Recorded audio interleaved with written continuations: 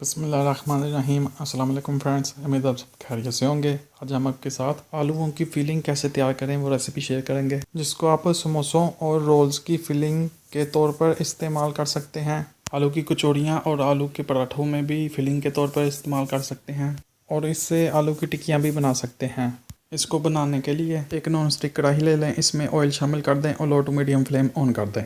अगर आप 700 से 800 ग्राम आलू ले रहे हैं तो 7 से 8 टेबल स्पून काफ़ी हैं ऑयल के। और एक मीडियम साइज़ की प्याज, इसकी स्किन रिमूव करके इसे धो के इसे छोटा छोटा काट के तो ये शामिल कर दें। और 700 से 800 ग्राम आलूओं में एक मीडियम साइज़ की प्याज काफ़ी है। प्याज को थोड़ा सा कुक कर लें ताकि प्याज में मौजूद जो प्याज का पानी होता है वो काफ़ी हद तक ड्राई हो जाए। और ये भी कोशिश करें कि आपके प्याज पर गोल्डन कलर ना आए। प्याज को थोड़ा सा कुक कर लेने के बाद इसमें नमक, हल्दी पाउडर, सुरख मिर्च पाउडर, अजवाइन, सफ़ेद तिल और सूखा धनिया और ज़ीरा कुटा हुआ, ये सब चीज़ें हस्बे ज़ायक़ा ले लें। और चंद दाने कलवंजी के ये ले लें।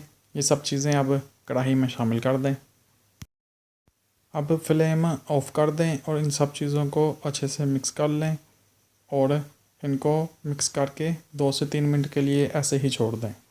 और हस्बे ज़रूरत आलू ले लें, इनकी सफाई करके इनकी स्किन रिमूव करके इन्हें उबाल के आलूओं की फिलिंग बनाने के लिए तैयार कर लें। तो ये देखें, इस तरह के उबले हों कि ये आप ऐसे हाथों से दबाएं तो ये मसले जाएं, हार्ड नहीं होने चाहिए, इस बात का आप ख्याल रखें। और आलू बहुत ज़्यादा सॉफ्ट भी नहीं कर देना है। अब आप सब आलूओं को मैश कर लें। मैश्ड किए हुए आलूओं को कढ़ाई में शामिल कर दें।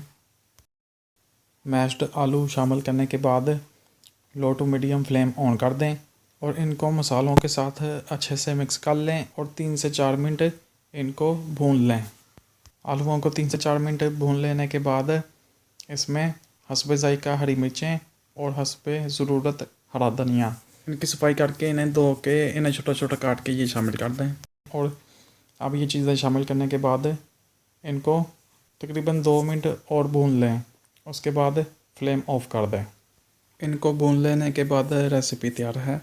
रेसिपी पसंद आई हो तो वीडियो लाइक कर दें, दोस्तों के साथ शेयर कर दें। अपना बहुत ख्याल रखिएगा, मुझे दुआ में याद रखिएगा। अल्लाह हाफिज़।